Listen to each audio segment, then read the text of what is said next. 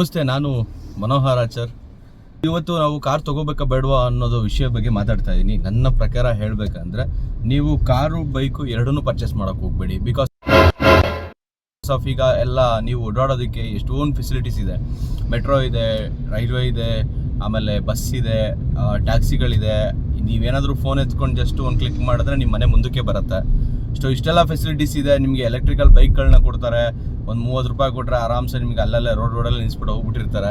ಅದನ್ನು ತೊಗೊಂಡು ನೀವು ಯೂಸ್ ಮಾಡಬಹುದು. ಇಷ್ಟೆಲ್ಲ ಫೆಸಿಲಿಟೀಸ್ ಇದೆ, ಕೈಗೆ ಬೇಕಾದಷ್ಟು ಫೆಸಿಲಿಟೀಸ್ ಇದೆ. ಒಂದು 50 ರೂಪಾಯಿ, 100 ರೂಪಾಯಿ, 150 ರೂಪಾಯಲ್ಲಿ ಮುಗಿಯೋ ಕೆಲಸಕ್ಕೆ ಲಕ್ಷಾಂತರ ರೂಪಾಯಿ ಹಾಕ್ಬಿಟ್ರೆ ಒಂಥರ ಇದು. ಹಾಗಾಗಿ ಒಂದಿಷ್ಟು ಇರುತ್ತೆ ಒಂದು ಪಾಯಿಂಟ್ಸ್ಗಳು. ನಾನು ಫ್ರ್ಯಾಂಕಾಗಿ ಹೇಳ್ತೀನಿ, 1 by 1 ಹೇಳಿಬಿಟ್ರೆ ನಾನಲ್ಲ, ಆ್ಯಕ್ಚುಲಿ ನೀವೇ ಹೇಳಿಬಿಡ್ತೀರಾ ಕಾರ್ ತೊಗೊಳ್ಳೋದು ಬೇಡ ಅಂತ.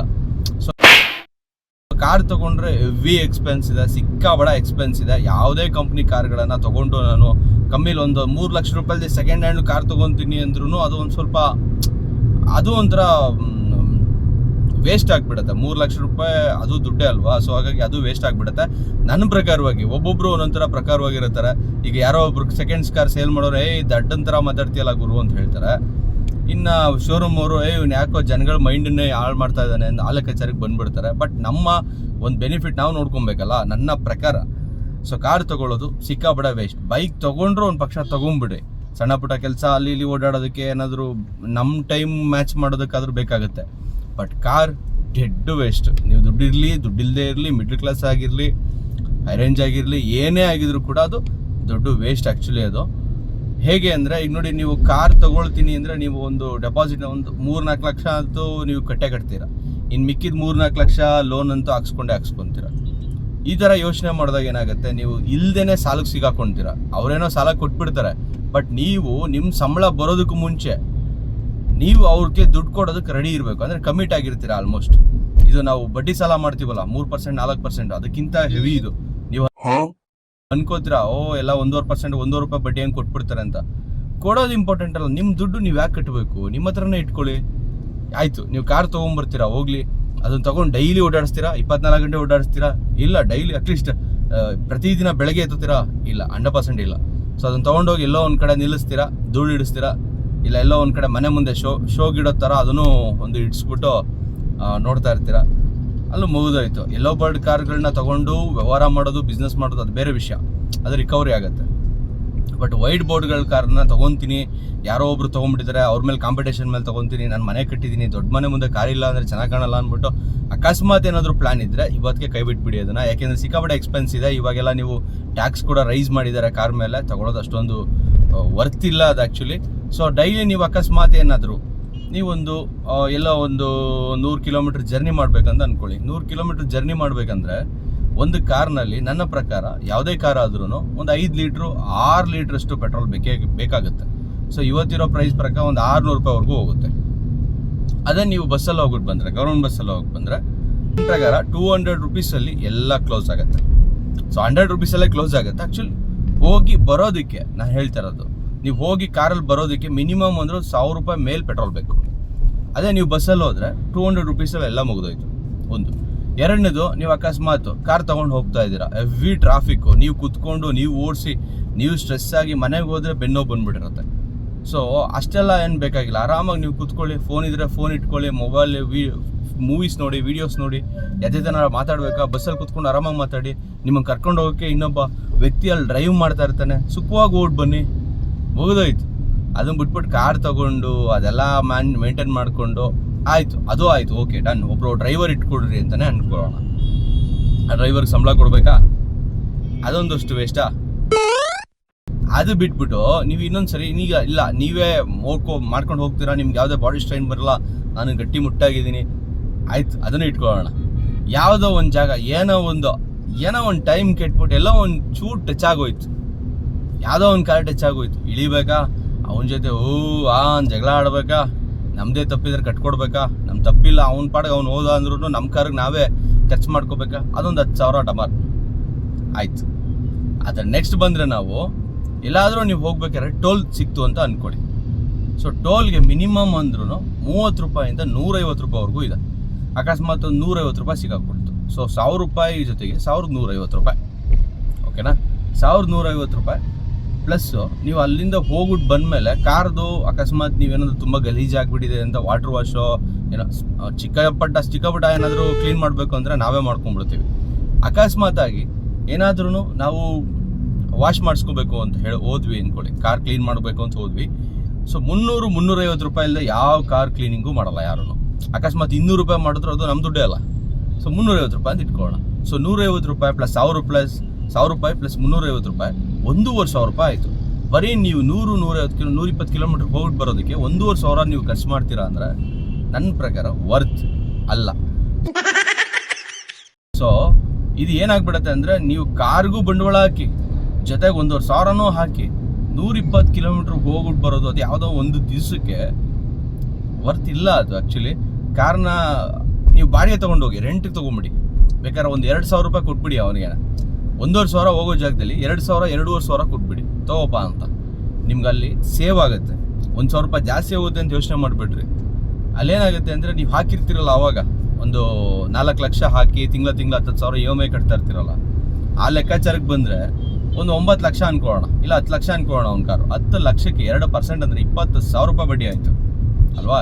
20,000 ರೂಪಾಯಿ ಬಡ್ಡಿ ಕಟ್ಟೋದು ಹಿಂಗಿರುತ್ತೆ. ಬರೀ 2,000 ರೂಪಾಯಿ ಕೊಟ್ಬಿಟ್ಟು ನಮ್ಮ ಅವಶ್ಯಕತೆಗಳನ್ನ ಪೂರೈಸ್ಕೊಳ್ಳೋದು ಹೇಗಿರುತ್ತೆ ಅಲ್ವಾ. ಸೊ ಈ ಕಾರ್ ಕಾಯೋ ಹೋಗಿಲ್ಲ, ನಿಮ್ಮ ಮನೆ ಮುಂದೆ ಸ್ಪೇಸ್ ಬೇಕಾಗಿಲ್ಲ, ಅದ್ರ ಸರ್ವಿಸ್ ಮಾಡಿಸೋ ಆಗಿಲ್ಲ, ಕ್ಲೀನಿಂಗ್ ಚಾರ್ಜ್ ಇಲ್ಲ, ನೀವು ಓಡಿಸ್ಬೇಕು ಅನ್ನೋ ಸ್ಟ್ರೈನ್ ಇಲ್ಲ, ಆರಾಮಾಗಿ ಹೋಗಿ ಆರಾಮಾಗಿ ಬರ್ಬೋದು. ಆಯ್ತು, ನೀವು ಕರೆಕ್ಟಾಗಿ ಡ್ರೈವ್ ಮಾಡ್ಕೊಂಡು ಹೋಗ್ತಾ ಇರ್ತೀರಾ, ಬೇರೆಯವರು ಕರೆಕ್ಟಾಗಿ ಡ್ರೈವ್ ಮಾಡ್ಕೊಂಡು ಬರ್ತಾರೆ ಅಂತ ಏನು ಗ್ಯಾರಂಟಿ? ಅವ್ರು ಬಂದು ಗುದ್ಬಿಟ್ರಪ್ಪ, ಇನ್ನೊಂದೇನೋ ಮಾಡಿದ್ರಪ್ಪ, ಅವಾಗ ನಿಮ್ಮ ಕಾರ್ ನೀವೇ ರೆಡಿ ಮಾಡಿಸ್ಕೊಬೇಕಾ? ಸ್ಕ್ರ್ಯಾಚ್ ಮಾಡ್ಕೊಂಡು ಹೋಗ್ಬಿಟ್ರ? ರಾತ್ರಿ ಎಲ್ಲ ನಿಮ್ಮ ಮನೆ ಮುಂದೆ ನಿಲ್ಲಿಸಿದ್ದೀರಾ, ಬೇಕು ಅಂತ ಯಾರೋ ಬಂದ್ಬಿಟ್ಟು ಏನೋ ಪೇಂಟ್ ಹಾಕಿದ್ರು, ಇಲ್ಲ ಆ್ಯಸಿಡ್ ಹಾಕಿದ್ರು, ಇಲ್ಲ ಏನೋ ಒಂದು ಮೊಳೆ ತಗೊಂಡು ಗೀಚ್ಕೊಂಡೇ ಹೊರಟೋಗ್ಬಿಟ್ರು, ಸ್ಕ್ರ್ಯಾಚ್ ಆಯಿತಾ? ಬೇಜಾರಾಗುತ್ತಾ? ಇನ್ನೊಂದು ಯಾವುದೋ ಎಮರ್ಜೆನ್ಸಿಲಿ ಹೋಗ್ತಾ ಇದ್ದೀರಾ, ಸಿಗ್ನಲ್ ಬೀಳ್ತು, ನೀವು ನೋಡಲಿಲ್ಲ, ದಾಟ್ಬಿಟ್ರಿ, ಇಲ್ಲ ನೋಡಿದ್ರಿ ದಾಟ್ಬಿಟ್ರಿ, ಇಲ್ಲ ಯಾರೋ ಬಂದು ನೀವು ಈ ಕಡೆ ಕ್ರಾಸ್ ಮಾಡ್ಬೇಕಾಯ್ತು ಆ ಕಡೆ ಕ್ರಾಸ್ ಮಾಡಿಬಿಟ್ರಿ, ಸಿಗ್ನಲ್ ಜಂಪ್ ಮಾಡಿದ್ರಿ, ಅವಾಗ ನಿಮಗೆ ಕಾರ್ ಮೇಲೆ ಫೈನ್ ಬೀಳುತ್ತಾ? 100ಗೆ 200% ಬೀಳುತ್ತೆ. ಸೊ ನನ್ನ ಪ್ರಕಾರ ಒಬ್ಬ ಕಾರ್ ಇಟ್ಕೊಂಡಿರೋರು ಅಂದರೆ ಎಲ್ಲರೂ ಅಲ್ಲ, ಕೆಲವೊಬ್ಬರು ಒಂದು ವರ್ಷಕ್ಕೆ ಮಿನಿಮಮ್ ಅಂದರೂ 3,000-4,000 ರೂಪಾಯಿ ವೇಸ್ಟಾಗಿ ಒಂದು ಫೈನನ್ನು ಕಟ್ತಾರೆ. ಮಾಡ್ಬೋದು, ಸುಮ್ಮನೆ ಕಾರ್ ಬೇಕೇ ಬೇಕು ಅಂತ ಏನೂ ಇಲ್ಲ, ಕಾರೇ ಬೇಕು ಅಂತ. ಈಗ ಆಲ್ರೆಡಿ ಕಾರ್ ತೊಗೊಂಡಿರೋರು ಕೇಳಿ ಗೊತ್ತಾಗುತ್ತೆ. ಸುಮ್ಮನೆ ಅವ್ರು ಬರೋದು, ಕಾರಿಂದ ಇಳಿಯೋದು ಸ್ಟೈಲಿಶ್ ಆಗಿ ಕಾಣಿಸ್ತಾ ಇರುತ್ತೆ ಅಷ್ಟೇ, ಕಾರು ಅನ್ನೋದು ಅಷ್ಟೇ. ಅವೆಲ್ಲ ಏನಿಲ್ಲ, ಅವೆಲ್ಲ ಸುಮ್ಮನೆ ಒಂದು ಅದೇನೋ ಹೇಳ್ತಾರೆ ಗಾದೆ, ಅದೆಲ್ಲ ಹೇಳಬಾರ್ದು. ಆ ಥರ ಒಂದು ಗಾದೆ ಇರ್ಬೋದು. ಆಯ್ತಾ, ನೆಕ್ಸ್ಟ್ ಎಲ್ಲ ಆಯ್ತಪ್ಪ ಸೈಡಿಗೆ ಇಟ್ಬಿಡೋಣ ಅಂದರು. ಯಾವತ್ತೋ ವರ್ಷದಲ್ಲೊಂದು 10-15 ಸಲ ಎತ್ತೋ ಕಾರ್ಗೆ 10,000 ರೂಪಾಯಿ ಇನ್ಶೂರೆನ್ಸ್ ಕಟ್ಬೇಕ್ರಿ ವರ್ಷಕ್ಕೆ. ಇದೆ ಒಂದು 5,000-6,000 ರೂಪಾಯಿ ಇನ್ಶೂರೆನ್ಸ್ ಅಂತೂ ಇದ್ದೇ ಇದೆ. ಬಟ್ ಆ ಇನ್ಶೂರೆನ್ಸಲ್ಲಿ ಏನೂ ಲಾಭ ಇಲ್ಲ, ಪೊಲೀಸ್ನವ್ರಿಗೆ ತೋರಿಸ್ಲಿಕ್ಕೆ ಅಂತ ಇನ್ಶೂರೆನ್ಸ್ ಮಾಡ್ಕೋಬೇಕಷ್ಟೆ. ಅದರ್ವೈಸು ನಾವು ಜಾಸ್ತಿ ಕಟ್ತೀವಿ ಅಂದರೆ ಆ ಟ್ಯಾಕ್ಸ್ ಈ ಟ್ಯಾಕ್ಸ್ ಅಂತೆಲ್ಲ ಹೇಳಿ ನೆನ್ನೆ ಒಂದು ಇನ್ಶೂರೆನ್ಸ್ ಮಾಡಿಸ್ದೆ. ಸೊ ಆ್ಯಕ್ಚುಲಿ ಬಂದ್ಬಿಟ್ಟು ಅದೊಂದು ಕಂಪ್ನಿದು, ಆ ಕಂಪ್ನಿ ನೇಮ್ ಇಲ್ಲಿ ಹೇಳೋದು ಬೇಡ. ಸೊ ಆ ಕಂಪ್ನಿ ಬಂದ್ಬಿಟ್ಟು 5,500 ರೂಪಾಯಿಗೆ ವರ್ಷದ ಇನ್ಶೂರೆನ್ಸು. ಟ್ಯಾಕ್ಸ್ ಎಷ್ಟು ಗೊತ್ತಾ? 1,500 ಟ್ಯಾಕ್ಸ್. 1,500 ಟ್ಯಾಕ್ಸ್ ಇರ್ನಾರ್ದೇ ಇರೋ ಬಿಡ್ಕೊಂಡಂಗಿದು. ಸೊ 1,500 ಟ್ಯಾಕ್ಸು, ಅದು ಆ್ಯಕ್ಚುಲಿ ಬಂದ್ಬಿಟ್ಟು ನಮಗೀಗ 7,000 ಆಯಿತು. ಸೊ ಅವ್ರದ್ದೊಂದು ಚಾರ್ಜಸ್ ಅದು ಇದು ಎಲ್ಲ ಸೇರಿ ನನಗೆ 8,500 ರೂಪಾಯಿ ತಲೆ ಮೇಲೆ ಹಾಕ್ಬಿಟ್ರು. ನಾನು ಯೋಚನೆ ಮಾಡಿದೆ, ಓಕೆ ಡನ್ ಆಯ್ತು, ನನಗೆ ಗೊತ್ತಿದೆ, ಓಕೆ ನಾನೊಬ್ಬ ಫೋಟೋಗ್ರಾಫರು, ನಾನು ಹೋಗ್ತಾ ಇರ್ತೀನಿ ಬರ್ತಾ ಇರ್ತೀನಿ, ಸೊ ನನಗೆ ಕಾರ್ ಬೇಕೇ ಬೇಕು, ಇಲ್ಲ ಪರವಾಗಿಲ್ಲ ಅಂತ ಅನ್ಕೋತೀನಿ. ಬಟ್ ಅವಾಗ ನಾನು ಯೋಚನೆ ಮಾಡಿದೆ, ನಾನೊಬ್ಬ ಮಂತ್ಲಿ ಸ್ಯಾಲ್ರಿಡ್ ಪರ್ಸನ್ ಆಗಿದ್ದರೆ ಯಾವತ್ತೋ ಒಂದು ದಿವಸ ಕಾರ್ ತೆಗಿಬೇಕು ಅಂದ್ಕೊಂಡ್ರೆ, ಯಾವುದೋ ಮದುವೆಗೋ ಏನೋ ನಂಟ್ರಿಗೋ ಎಲ್ಲೋ ಹೋಗ್ತೀವಿ ಅವಾಗ ಕಾರ್ ತೆಗೆದ್ರೆ ಸಾಕು, ಯಾವುದೋ ದೇವಸ್ಥಾನಕ್ಕೆ ಹೋಗ್ತಾ ಇದೀವಿ ಅವಾಗ ಕಾರ್ ತೆಗೆದ್ರೆ ಸಾಕು ಅನ್ನೋ ಲೆಕ್ಕಾಚಾರಕ್ಕಿದ್ರೆ ಕಾರ್ ವೇಸ್ಟ್ ಅಲ್ವಾ? 8,000 ರೂಪಾಯಿ ಇನ್ಶೂರೆನ್ಸ್ ಕಟ್ಟಬೇಕು, ಸರಿನಾ? ವರ್ಷಕ್ಕೆ ಒಂದು ಮಿನಿಮಮ್ ಅಂದ್ರೆ ಒಂದು 60,000-70,000 ರೂಪಾಯಿ ನಾವು ಪೆಟ್ರೋಲ್ ಹಾಕ್ಸ್ಕೋಬೇಕು. ಅದು ಕಮ್ಮಿನೇ ಆ್ಯಕ್ಚುಲಿ ಹೇಳ್ಬೇಕಂದ್ರೆ 60,000-70,000 ರೂಪಾಯಿ ಪೆಟ್ರೋಲ್ ತೀರಾ ಮಾರಕ್ಕೆ ಕಮ್ಮಿ ಆಗ್ಬಿಡುತ್ತೆ, ಸರಿನಾ? ಈಗಿರೋ ಪೆಟ್ರೋಲ್ ಪ್ರೈಸಲ್ಲೇ ಒಂದು 50,000 ಪೆಟ್ರೋಲ್ ಹಾಕ್ಸ್ಬೇಕು, 10,000 ರೂಪಾಯಿ ಇನ್ಶೂರೆನ್ಸ್ ಕಟ್ಟಬೇಕು, ಇನ್ನೊಂದು 10,000 ರೂಪಾಯಿ ಟೋಲ್ ಕಟ್ಟಬೇಕು, 70,000 ರೂಪಾಯಿ ಆಯಿತು. ಅದ್ರ ಜೊತೆಗೆ ಈ ಕಾರ್ದು ದಿನೇ ಅದರ ವ್ಯಾಲ್ಯೂ ಕಮ್ಮಿ ಆಗ್ತಾ ಇರುತ್ತೆ. ಯಾವ್ದಾದ್ರು ಒಂದು ಚಿನ್ನನೋ ಒಂದು ಕಡೆ ಸೈಟೋ ತೊಗೊಂಡ್ರೆ ದಿನ ಕಳೆದಂಗೆ ಅದ್ರ ವ್ಯಾಲ್ಯೂ ಜಾಸ್ತಿ ಆಗುತ್ತೆ. ಈ ಕಾರ್ ಇದೆಯಲ್ಲ, ಈ ಕಾರ್ಗಳು ಬೈಕ್ಗಳು ಎಲ್ಲ ನೀವು ಒಂದು ತಿಂಗಳು ಕಳೀತು ಅಂದರೆ ಅದ್ರದ್ದು ಎಷ್ಟೋ ವ್ಯಾಲ್ಯೂ ಕಮ್ಮಿ ಆಗಿಬಿಟ್ಟಿರುತ್ತೆ. ನೋಡಿ, ಈಗ ಬೇಕಾದ್ರೆ ನಿಮ್ಮ ಹತ್ರ ಕಾರ್ ಇದ್ರೆ ನಿಮ್ಗೆ 16 ಸರಿ ಕಾಲ್ ಮಾಡ್ತಾರೆ, ಸರ್ ನಿಮ್ಮ ಕಾರ್ ಮೇಲೆ ಲೋನ್ ಕೊಡ್ತೀವಿ ಸರ್, ನಿಮ್ಮ ಕಾರ್ ಮೇಲೆ ಲೋನ್ ಕೊಡ್ತೀವಿ ಸರ್ ಅಂತ. ಅವ್ರನ್ನ ಕೇಳಿ ಫಸ್ಟ್ ಎಷ್ಟು ಲೋನ್ ಕೊಡ್ತೀವಿ ಅಂತ ಹೇಳಿದ್ರು, ಈಗ ಎಷ್ಟು ಲೋನ್ ಕೊಡ್ತಾರೆ ಅಂತ. ಫಸ್ಟ್ ಒಂದು ಇದ್ರ ಮೇಲೆ ಒಂದು 6 ಲಕ್ಷ ರೂಪಾಯಿ ಲೋನ್ ಕೊಡ್ತೀವಿ ಅಂದರೆ 2 ವರ್ಷ ಕಳೆದ್ಮೇಲೆ ಇದ್ರ ಮೇಲೆ ಒಂದು 2 ಲಕ್ಷ ಲೋನ್ ಕೊಡ್ತೀವಿ ಅಂತ ಅವರೇ ನಿಜ ಬಿಟ್ಬಿಡ್ತಾರೆ. ಯಾಕೆಂದರೆ ಕಾರ್ ವ್ಯಾಲ್ಯೂ ಅಷ್ಟೊಂದು ಬಿದೋಗುತ್ತೆ. ಅದು ನೀವೀಗ 10 ಲಕ್ಷ ರೂಪಾಯಿ ಕಾರ್ ತೊಗೊಂಡಿದ್ರ 5 ವರ್ಷ ಆದ್ಮೇಲೆ ಮಾರ್ತೀರಾ ಅಂದರೆ ಇದ್ರ ಬೆಲೆ ಎಷ್ಟು ಗೊತ್ತಾ? ಇದ್ರ ಬೆಲೆ ಬರೀ 5 ಲಕ್ಷ. ಅಕಸ್ಮಾತ್ ನೀವು 12 ವರ್ಷ ಬಿಟ್ಬಿಟ್ಟು ಮಾರ್ತೀರಾ ಅಂದರೆ ಒಂದು 3-3.5 ಲಕ್ಷಕ್ಕೆ ಹೋಗ್ಬೋದು. ಅಲ್ಲಿ 7 ಲಕ್ಷ ಲಾಸ್ ಆಯ್ತಾ? ಪ್ಲಸ್ ವರ್ಷಕ್ಕೆ 70,000 ಅಂದರೆ 10 ವರ್ಷಕ್ಕೆ 7 ಲಕ್ಷ ರೂಪಾಯಿ ಆಯಿತು. ಸೊ ಅಲ್ಲಿ 7 ಲಕ್ಷ ರೂಪಾಯಿ, ಇಲ್ಲಿ 7 ಲಕ್ಷ ರೂಪಾಯಿ, 14 ಲಕ್ಷ ರೂಪಾಯಿ. 14 ಲಕ್ಷ ನಿಮಗೆ ಲಾಸ್. 10 ಲಕ್ಷ ರೂಪಾಯಿ ಕಾರ್ ತೊಗೊಂಡ್ರೆ 14 ಲಕ್ಷ ನಿಮಗೆ ಲಾಸ್ ಆಗುತ್ತೆ. ಇದರಿಂದ ಯಾವುದೇ ಉಪಯೋಗ ಇಲ್ಲ. ಅಕಸ್ಮಾತ್ ಏನಾದರೂ ಬುದ್ಧಿವಂತರಾಗಿದ್ದರೆ ಯಾವುದೇ ಕಾರನ್ನು ಪರ್ಚೇಸ್ ಮಾಡದೆ, ಯಾವುದೇ ರಿಸ್ಕ್ಗಳನ್ನು ತಗೊಳ್ದೇನೆ ಅದೇ ದುಡ್ಡು ನೀವೇ ಇಟ್ಕೊಳ್ಳಿ. ನೀವು ಇಟ್ಕೊಂಡು ಎಲ್ಲಾದರೂ ಒಂದು ಕಡೆ ಇನ್ವೆಸ್ಟ್ ಮಾಡ್ಕೊಳ್ಳಿ. ನಿಮಗೆ ಬೇಕಾಗಿತ್ತಾ, ಆ ದಿನಕ್ಕೆ ಬೇಕಾಗಿತ್ತಾ, ಒಂದು ರೆಂಟಲ್ಲಿ ಒಂದು ಕಾರ್ ತಗೊಳ್ಳಿ. ನಂದು ಖಂಡಿತವಾಗ್ಲೂ ಎಲ್ಲೋ ಬೋರ್ಡ್ ಕಾರ್ ಅಲ್ಲಪ್ಪ, ವೈಟ್ ಬೋರ್ಡ್ ಕಾರೇ. ಬಟ್ ನಾನು ಹೇಳ್ತಾರೆ, ನನ್ನ ಯೋಚನೆಯಲ್ಲಿ ಸಿಕ್ಕಿತ್ತು, ಕಾರಿಂದ ಯಾವುದೇ ಥರದ ಉಪಯೋಗಗಳು ಇಲ್ಲ ನನ್ನ ಪ್ರಕಾರ. ಹೇಳ್ಬೇಕಂದ್ರೆ ವೈಟ್ ಬೋರ್ಡ್ ಕಾರ್ ತೊಗೊಂಡ್ಬಂದು ನಾವು ನಿಲ್ಲಿಸ್ಕೊಂತೀವಿ ಸುಮ್ಮನೆ, ಯಾವುದೇ ಕೆಲಸ ಇಲ್ಲ, ಕೇಮೆ ಇಲ್ಲ ಅಂದರೆ ಯಾವುದೇ ಕಾರಣಕ್ಕೂ ಕಾರ್ಗಳನ್ನ ಬೈ ಮಾಡೋಕ್ಕೆ ಹೋಗ್ಬೇಡ್ರಿ. ಬೇಕಾದ್ರೆ ರೆಂಟಿಗೆ ತೊಗೊಳ್ಳಿ, ಯೂಸ್ ಮಾಡ್ಕೊಳ್ಳಿ. ಅವ್ರ ಮೇಲೆ ಕಾಂಪಿಟೇಷನ್, ಇವ್ರ ಮೇಲೆ ಕಾಂಪಿಟೇಷನ್. ನಮ್ಮನೆ ಮುಂದೆ ಒಂದು ಕಾರ್ ನಿಂತಿರಲಿ, ನಾನು 25-30 ಸಾವಿರ ರೂಪಾಯಿ ಸಂಬಳ ತೊಗೋತಾ ಇದ್ದೀನಿ ಅಂದ್ಬಿಟ್ಟು ನೀವು ಅಕಸ್ಮಾತಾಗಿ ಕಾರ್ನ ತೊಗೊಳಕ್ಕೆ ಹೋದರೆ ನಿಮಗೆ ಅದು ಲಾಸ್. ಅಕಸ್ಮಾತ್ ನೀವು ಪ್ರತಿದಿನ ಕಾರ್ ತೆಗಿತಾ ಇದ್ದೀರಾ ಅಂದರೆ ಮಾತ್ರ ನೀವು ಕಾರ್ನ ತಗೊಳ್ಳಿ. ಇಲ್ಲ ಕವರ್ ಹಾಕ್ಬಿಟ್ಟು ನಿಲ್ಸಿದ್ದೀರಾ ಅಂದರೆ ವೇಸ್ಟ್. ಸರಿನಾ? ಯಾಕೆಂದರೆ ಕೆಲವೊಂದ್ಸರಿ ಏನಾಗುತ್ತೆ, ಪೆಟ್ರೋಲ್ ಕಾರ್ ಆಗಲಿ ಡೀಸೆಲ್ ಕಾರ್ ಆಗಲಿ ನಿಂತು ಓಡಿಸ್ತೇನೆ, ಒಳಗಡೆ ಸಣ್ಣ ಪುಟ್ಟ ರಬ್ಬರ್ಗಳು ಅವು ಇವು ಹೋಗ್ತಾನೆ ಇರುತ್ತೆ. ಈಗ ಮೊನ್ನೆ ನಾನು ನನ್ನ ಕಾರು ಒಂದು 2 ಮಂತ್ಸು ತೆಗ್ದಿರಲಿಲ್ಲ, ಯಾಕೆಂದ್ರೆ ನನಗೆ ಯಾವುದೇ ಶೂಟ್ಸ್ಗಳಿರಲಿಲ್ಲ, ಆಷಾಢ ಆಯಿತು. ಸೊ ಹಾಗಾಗಿ ತೆಗ್ದಿರಲಿಲ್ಲ. ನಿಂತು ಏನಾಗಿತ್ತು ಅಂದರೆ, ಕ್ಲಚ್ ಹಾಕ್ತೀವಲ್ಲ, ಕ್ಲಚ್ಚಲ್ಲಿ ಪೆಡಲ್ ಹೈಡ್ರೋಲಿಕಲ್ಲಿ ವರ್ಕ್ ಆಗುತ್ತೆ. ಅದಕ್ಕೆ MC ಅಂತ ಒಂದು ಬರುತ್ತೆ. ಸೊ ಅದಕ್ಕೆ ಒಂದು ಸಿಲಿಂಡರ್ ಇರುತ್ತೆ. ಈ ಸಿಲಿಂಡರ್ ರಬ್ಬರ್ ಟೈಟ್ ಆಗಿ ಸಿಲಿಂಡರ್ದು ಏನೋ ಒಂದು ಆಗಿ ಅದೇನಾಯಿತು, ಸುಮ್ಮನೆ ಫುಲ್ ಟೈಟ್ ಆಗೋಯ್ತು. ಟ್ರಾಫಿಕ್ ಸಿಗ್ನಲ್ ಬಿಟ್ಬಿಟ್ರು, ಹಿಂದೆ ಹಾರ್ನ್ ಹೊಡಿತಾ ಇದ್ದಾರೆ. ನಾನು ಸ್ವಲ್ಪ ಓಡೋದ ತಕ್ಷಣ ಕಟ್ ಆಗೋಯ್ತು. ನೀವು ನಂಬ್ತಿರೋ ಬಿಡ್ತಿರೋ, ನಿಂತು ರೋಡಲ್ಲೇ ಆ ಸೆಕೆಂಡ್ಗೆ ನನಗೆ 10,000 ರೂಪಾಯಿ ಖರ್ಚಾಯಿತು. ಲೋಕಲ್ ಮೆಕ್ಯಾನಿಕ್ ಕರ್ಕೊಂಬಂದು ರೆಡಿ ಮಾಡಿಸಿದ್ರು ಕೂಡ 10,000 ರೂಪಾಯಿ ನನ್ನ ಖರ್ಚಾಯಿತು. ಸುಮ್ಮನೆ 1-2 ನಿಮಿಷದಲ್ಲಿ. ನನ್ನ ಪರಿಸ್ಥಿತಿ ಬಿಡಿ, ಓಕೆ ಡನ್. ಇನ್ನೆಷ್ಟೋ ಜನದ್ದು ಸುಮ್ಮನೆ ಹಿಂಗೆಲ್ಲೋ ಒಂದು ಟೀ ಕುಡಿಯೋಕೆ ಅಂದ್ಬಿಟ್ಟು ಕಾರ್ ಹಾಕ್ಬಿಟ್ಟು ಇಳಿದ್ಬಿಟ್ಟು ಹಾಕೊಡೆ ಹೋಗಿರ್ತಾರೆ. ಇವ್ರು ಕರೆಕ್ಟಾಗಿ ನಿಲ್ಸಿರ್ತಾರೆ, ಅವ್ನು ಯಾರೋ ಬಂದ್ಬಿಟ್ಟು ಗುದ್ಬಿಟ್ಟು ಹೋಗ್ಬಿಡ್ತಾನೆ. ಅವತ್ತೊಂದು 2-3 ದಿವಸ ಸ್ಟೇಷನ್ ಗಲಿಬೇಕಾ, ಒಂದು 2-3 ದಿವಸ ಗ್ಯಾರೇಜ್ ಗಲಿಬೇಕಾ, ಪ್ಲಸ್ ಸಂಪಾದನೆ ವೇಸ್ಟಾ, ತಲೆನೋವು, ಟೆನ್ಷನ್ಗಳು. ಸೊ ಯಾಕೆ ಬೇಕಪ್ಪ ಅಂತ. ಅದು ರೆಡಿ ಮಾಡಿಸಿದ್ಮೇಲೂ ಕೂಡ ಒರಿಜಿನಲ್ ಲುಕ್ ಬರಲ್ಲ ಕಾರ್ಗಳು. ಮುಗಿದೋಯ್ತು ಒಂದ್ಸರಿ ಡ್ಯಾಶ್ ಆದ್ಮೇಲೆ. ಇದೆಲ್ಲ ಒಂದು ತಲೆ ಕೆಡಿಸ್ಕೊಂಬಿಟ್ರೆ, ಅಪ್ಪ ಈ ಕಾರು ಬೇಡ, ಏನೋ ಬೇಡ ಸ್ವಾಮಿ, ಸಾಕು. ಬಸ್ ಇದೆಯಾ, ಬಸ್ಸಲ್ಲಿ ಓಡಾಡ್ಕೊಂಡ್ವಾ, ನಮಗೆ ಶಕ್ತಿ ಇದೆಯಾ, ಕಾಸು ಕೊಟ್ಟು ಒಬ್ಬ ಡ್ರೈವರ್ನ ಒಂದು ಕಾರ್ನ ಕರ್ಸ್ಕೊಂಡ್ವಾ, ಅವ್ರಿಗೆ ಹೇಳಿದ್ವಾ, ಅಣ್ಣ ನೀನು ಇಲ್ಲಿ ಕರ್ಕೊಂಡು ಹೋಗ್ಬಿಡು, ನಾವಿಲ್ಲಿ ಹೋಗ್ತಾ ಇದೀವಿ ವೆಡ್ಡಿಂಗ್ಗೆ, ನೀನು ಎಷ್ಟು ಕೊಡು ಕೇಳ್ತೀಯಾ, 2-3 ಸಾವಿರನ, ಒಂದು 200-300 ರೂಪಾಯಿ ಕಮ್ಮಿ ತೊಗೊಳಪ್ಪ ಅಂತ ಅವನ ಹತ್ರನೇ ಬಾರ್ಗಿಂಗ್ ಮಾಡ್ಕೊಂಡ್ಬಿಟ್ರೆ ಮುಗ್ದೋಯ್ತು. ಅವ್ನು ನಿಮ್ಮನ್ನು ರಾಜನ್ ಥರ ಕರ್ಕೊಂಡು ಹೋಗ್ತಾನೆ, ರಾಜನ್ ಥರ ಕರ್ಕೊಂಡ್ಬರ್ತಾನೆ, ನಿಮ್ಮ ಮನೆ ಹತ್ರ ಇಳಿಸ್ತಾನೆ, ಆರಾಮಾಗಿ ಅವ್ನು ಕಾರ್ ತೊಗೊಂಡು ಹೋಗ್ತಾನೆ, ಅವ್ನ ಕಾರ್ ಅವ್ನು ಮೇಂಟೈನ್ ಮಾಡ್ಕೊತಾನೆ. ಟೆನ್ಷನ್ ಫ್ರೀಯಾಗಿ ಹೋಗಿ ಮನೆ ಒಳಗಡೆ ಕೂತ್ಕೊಳ್ಳಿ, ಒಂದು ಕಾಫಿನೋ ಟೀನೋ ತೊಗೊಂಡು ಕುಡೀರಿ. ಹೊರಗಡೆ ಕಾರ್ ನಿಲ್ಲಿಸ್ಬಿಟ್ಟಿದ್ದೀನಿ, ಇರಪ್ಪ ಕವರ್ ಹಾಕಬೇಕು, ಇಲ್ಲ ಗೇಟ್ ಹತ್ರ ನಿಲ್ಸಿದ್ದೀನಿ, ಗೇಟ್ ಒಳಗಡೆ ಹಾಕಬೇಕು ಅನ್ನೋ ಟೆನ್ಷನ್ ಇರಲ್ವಾ? 1ನೇ ತಾರೀಕು ಬಂದ ತಕ್ಷಣ ಅಯ್ಯೋ EMI ಕಟ್ಟಬೇಕಲ್ಲಪ್ಪ ಅನ್ನೋ ಲೆಕ್ಕಾಚಾರನೇ ಇರಲ್ವಾ? ಕಾರ್ ಹಳೇದಾಗಿ ಹೋಗ್ತಾ ಇದೆ, ಮಾರಬೇಕು ಅನ್ನೋ ಟೆನ್ಷನ್ ಇರಲ್ವಾ? ಸರ್ವಿಸ್ ಮಾಡಿಸ್ಬೇಕು, ಅಯ್ಯೋ ಇನ್ಶೂರೆನ್ಸ್ ಲ್ಯಾಪ್ಸ್ ಆಗೋಯ್ತು, ಅವೆಲ್ಲ ಇಲ್ವಾ? ಕೂಲಾಗಿರಿ, ಆರಾಮಾಗಲಿ. ಫೆಸಿಲಿಟಿ ಅಂತೂ ಪ್ರಪಂಚ ಹೆಂಗೆ ಕೊಟ್ಬಿಟ್ಟಿದೆ ನಮಗೆ ಅಂದರೆ, ನಿಮಗೆ ಬೈಕ್ ಬೇಕಾ, ನೀವು ಮೆಜೆಸ್ಟಿಕಲ್ಲಿ ಇಳಿದ್ರಾ, ಅಲ್ಲೇ ಬೈಕ್ಗಳು ನಿಂತಿರುತ್ತೆ.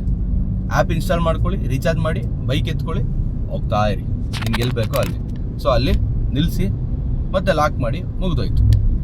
ಇಲ್ಲ ನಿಮಗೆ ನಾನು ಕಾರಲ್ಲಿ ಹೋಗ್ಬೇಕಪ್ಪ, ನಮ್ಮ ಫ್ಯಾಮಿಲಿ ಒಂದು 5-6 ಜನ ಇದ್ದೀವಿ ಅಂದರೆ ಒಂದು ಕಾರ್ ಬುಕ್ ಮಾಡ್ಕೊಳ್ಳಿ. ಇಲ್ಲ ನಾವು ತುಂಬ ಜನ ಇದ್ದೀವಿ ಅಂದರೆ TT ಬುಕ್ ಮಾಡ್ಕೊಳ್ಳಿ, ಮುಗಿದೋಯ್ತು. 5,000 ರೂಪಾಯಿ, 3,000-5,000 ಸಾವಿರ ರೂಪಾಯಲ್ಲಿ ಕೆಲಸನೇ ಮುಗಿದೋಯ್ತು ಸರ್. ಅದಕ್ಕೆ ಯಾಕೆ ಸರ್ ಕಾರು ಅವಶ್ಯಕತೆನೇ ಇಲ್ಲ. ಸೊ ನನ್ನ ಪ್ರಕಾರ ತುಂಬ ಹೆವಿ ರಿಕ್ವೈರ್ಮೆಂಟ್ ಇರೋರ್ಗೆ ಮಾತ್ರ ಕಾರು. ಸುಮ್ಮನೆ ಕಾರ್ ಅಂದ್ಕೊಂಡು ಹೋಗೋದು ನನ್ನ ಪ್ರಕಾರ ದಡ್ಡತನ. ಸೊ ನಾನು ಈ 2 ತಿಂಗಳು ನಿಲ್ಲಿಸ್ಬಿಟ್ಟಿದ್ನಲ್ಲ, ಈ 2 ತಿಂಗಳಲ್ಲಿ ಆ ದಡ್ಡತನನ ನೋಡಿಕೊಂಡೆ. ಅಕಸ್ಮಾತ್ ಇದರಿಂದ ಯಾರಿಗಾದ್ರೂ ಹರ್ಟ್ ಆಗಿದ್ರೆ ಹರ್ಟ್ ಮಾಡ್ಕೊಂಬಿಡ್ರಿ. ಅಕಸ್ಮಾತ್ ಯಾರಿಗಾದ್ರೂ ಯೂಸ್ ಆಗಿದ್ರೆ ಈ ವಿಡಿಯೋಗೆ ಒಂದು ಲೈಕ್ ಕೊಡಿ. ಮತ್ತು ಯಾರಾದರೂ ನಿಮ್ಮ ಫ್ರೆಂಡ್ಸಲ್ಲಿ ಯಾರಿಗಾದ್ರೂ ಕಾರ್ ತಗೋಬೇಕು ಅಂತಿದ್ದು ಕನ್ಫ್ಯೂಷನ್ಸ್ ಇದ್ದರೆ ಈ ವಿಡಿಯೋನ ಅವ್ರಿಗೆ ಶೇರ್ ಮಾಡಿ, ಅವ್ರಿಗೊಂದು ಐಡಿಯಾ ಬರುತ್ತೆ. ಕಾರ್ ತೊಗೋಬೇಕಾ ಬೇಡವಾ, ಲಾಭ ಇದೆಯಾ ನಷ್ಟ ಇದೆಯಾ, ನನಗಿದು ಅವಶ್ಯಕತೆ ಇದೆಯಾ, ಡಿಸೈಡ್ ಆಗಿಬಿಡ್ತಾರೆ. ಇಂಪಾರ್ಟೆಂಟ್, ಮರಿದೇನೆ ಈ ಚಾನಲ್ಗೆ ಸಬ್ಸ್ಕ್ರೈಬ್ ಮಾಡ್ಕೊಳ್ಳಿ. ಥ್ಯಾಂಕ್ ಯು ಸೋ ಮಚ್, ಧನ್ಯವಾದಗಳು, ಬಾಯ್. ನಾನು ಯಾವುದೇ ಕಾನೂನು ನಿಯಮ ಉಲ್ಲಂಘನೆ ಮಾಡಿಲ್ಲ, ನನ್ನ ಪಾಡಿಗೆ ನಾನು ಡ್ರೈವ್ ಮಾಡ್ತಾ ಇದ್ದೀನಿ, ಮಾತಾಡ್ತಾ ಇದ್ದೀನಿ ಇಷ್ಟೇ. ಯಾಕೆಂದರೆ ಇದನ್ನು ತೊಗೊಂಡೋಗ್ಬಿಟ್ಟು ಇನ್ನೂ ಏನೇನೋ ಮಾಡಿಬಿಡ್ತಾರೆ ಅಲ್ವಾ, ಅದಕ್ಕೆ ಹೇಳಿ.